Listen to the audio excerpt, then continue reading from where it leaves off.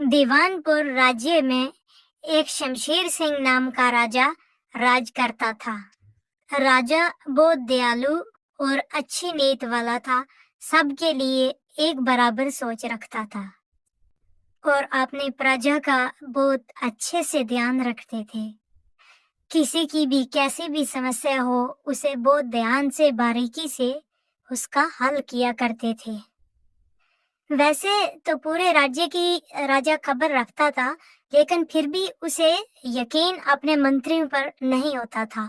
फिर जैसे ही रात होती है तो अपने आप को यकीन कराने के लिए राजा वेश बदल कर अपने ही नगर की गलियों में घूम फिर कर आता था और हर दरवाजे के पास जाकर सुनता था कि किसी को कोई परेशानी या मुसीबत तो नहीं है। हो सकता है कि मंत्री मुझसे कोई बात छुपा कर रखे हो। घूमते घूमते फिर राजा एक गरीब किसान के घर पहुंच जाता है, जहां पर एक शंकर नाम का व्यक्ति अपनी पत्नी के साथ अपने इस गरीब खाने में रहता था।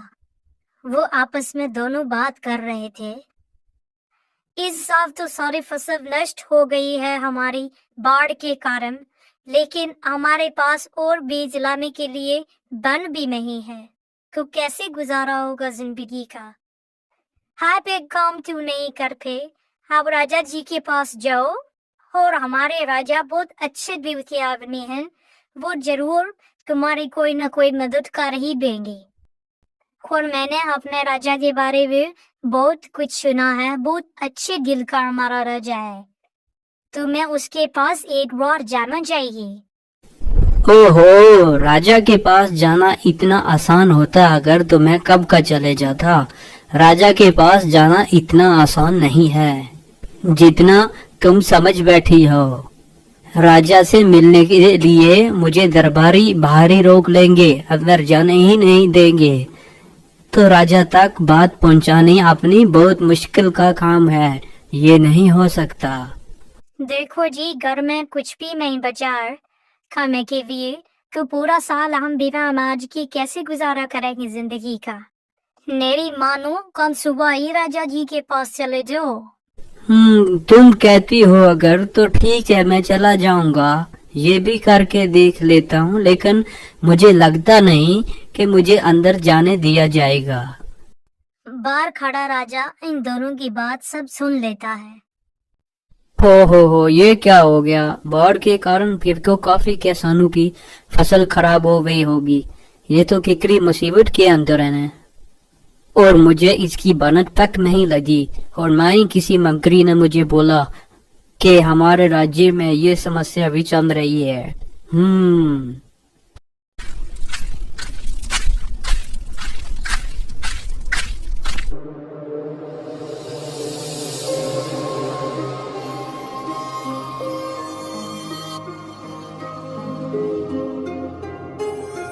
सुबह होते ही राजा खेतों की तरफ निकल जाता है और उनकी खराब फसल देखता है, जिनमें शंकर की फसल भी होती है। फिर राजा सभी किसानों और शंकर से भी पूछता है फसल के बारे में। ये तुम्हारी फसल को क्या हुआ और ये खराब कैसे हो गया अचानक? महाराज, इस साल अधिक बारिश और बाढ़ की वजह से फसल खराब हो गई है सारी, और हमारे पास दम भी नहीं है कि हम दोबारा बीज बो सकें। ये सुनकर राजा बहुत दुखी हो जाता है और फिर राजा अपने मंत्री से कहकर शंकर और बाकी के किसानों को भी बीज दिलवा देता है।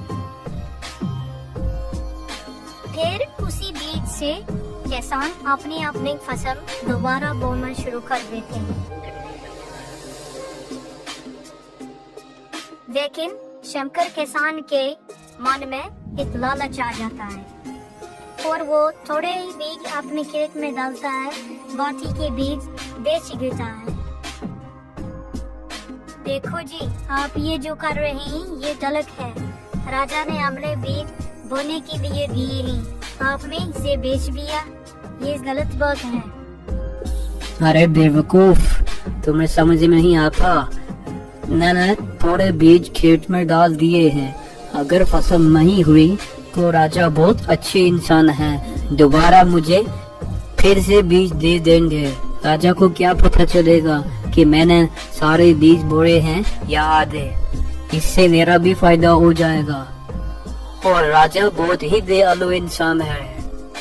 नहीं जी, ऐसे राजा को धोखा देना सही नहीं होगा। ये आप गलत कर रहे हो।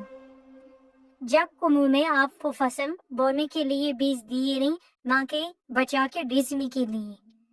अरे तुम समझती नहीं, ये मैं सब तुम्हारे लिए ही कर रहा हूँ। ये बीज बहुत अच्छे हैं, ये बेचकर मुझे अच्छा धन मिल जाएगा, इसलिए मैं ये कर रहा हूँ सिर्फ तेरे लिए। तुम समझती नहीं। राजा जब हमारी फसल खराब देखेगा तो दोबारा बीज मुझे दे देगा। शंकर की पत्नी शंकर को बहुत खूब समझाती है, लेकिन उसे उसकी बात बिल्कुल टाल देता है और अपनी मर्जी का काम करता है। वो सारा बीज बचाकर बेच देता है। कुछ दिन बाद राजा फिर सभी किसानों के खेत का चक्कर लगाता है। किसानों की अच्छी फसल देखकर मुझे बहुत खुशी मिल रही है। पर ये क्या, शंकर का तो खेत सूखा सूखा पड़ा हुआ है सारा।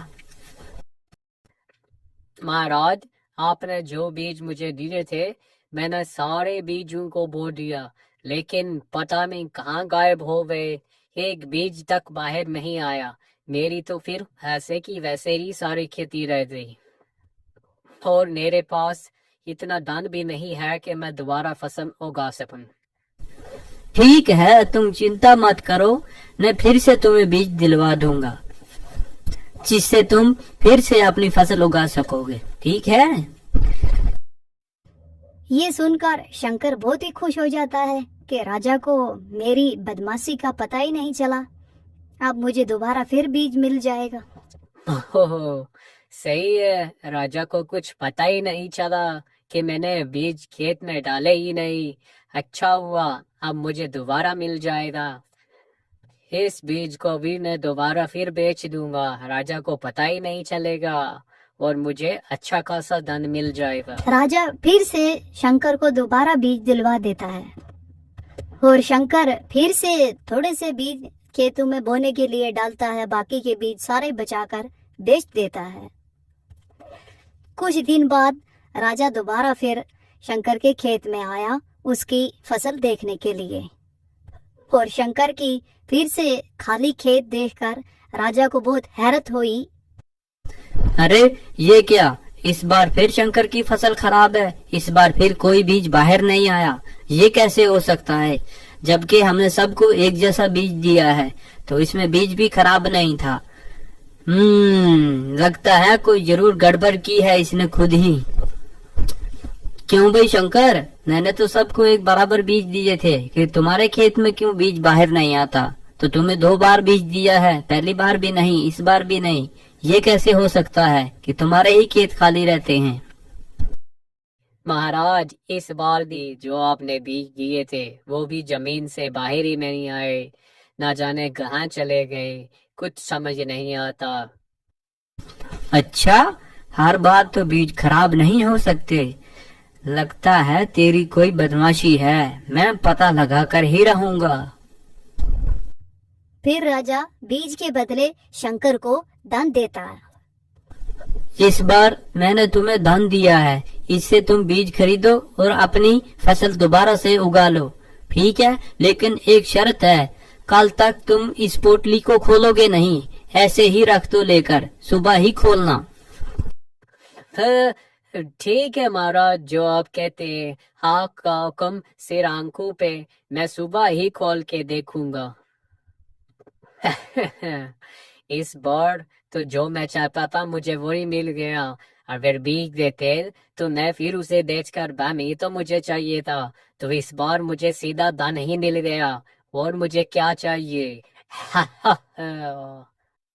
फिर शंकर खुशी खुशी अपने घर चला जाता है और जाकर वो पोटली उसी बीज के पास रख कर सो जाता है। फिर दूसरे दिन सुबह ही राजा उससे पहले ही उसके कमरे में पहुंच जाता है और ये सब देख लेता है, उसका बचाया हुआ बीज भी और वो थैली भी वहीं रखी थी। और राजा वो बीज भी और वो थैली भी सब उठवाकर लेकर वापस चला गया और शंकर को इस बात की खबर ही नहीं लगी। उसने सोचा कि ये गायब कैसे हो गया। फिर शंकर दूसरे दिन सुबह राजा के पास पहुंच जाता है और उसको सारी बात बताता है। वो महाराज, जो आपने मुझे फसल उगाने के लिए दान दिया था और मैंने रात को रख दी वो पोटली, सुबह ना ही मुझे दान मिला और पोटली बिल्कुल खाली थी। मैं जाने कहाँ गायब हो गई वो। क्या कह रहे हो? ऐसा कैसे हो सकता है? ऐसे कहाँ गायब हो गया सारा धन? हो सकता है वो धन भी बीज की तरह गायब हो गया हो सारा। हाँ। नहीं महाराज, धन कैसे गायब हो सकता है? क्यों? जब बीज गायब हो सकता है तो धन क्यों नहीं गायब हो सकता? ये सुनते ही शंकर को सब समझ में आ जाता है। तभी राजा आदेश देता है कि इसको कैद कर दिया जाए। नहीं महाराज, माफ कर दीजिए। मैंने लालच में आकर अपना भी नुकसान कर दिया और आपका भी विश्वास खत्म कर दिया। मुझे माफ कर दीजिए, मुझे क्षमा कर दो। और एक बार के लिए मैं आइंदा जिंदगी भर के लिए वादा करता हूँ कि ऐसा काम बिल्कुल नहीं करूँगा। फिर राजा शंकर की बहुत ज्यादा माफी मांगने के बाद ही उसे माफ कर देता है। देखो, तुमने जो किया है ये माफी के लायक नहीं है, लेकिन चलो मैंने तुम्हें गरीब समझकर छोड़ दिया, तो आइंदा बाद ऐसा काम बिल्कुल मत करना। जाओ यहाँ से।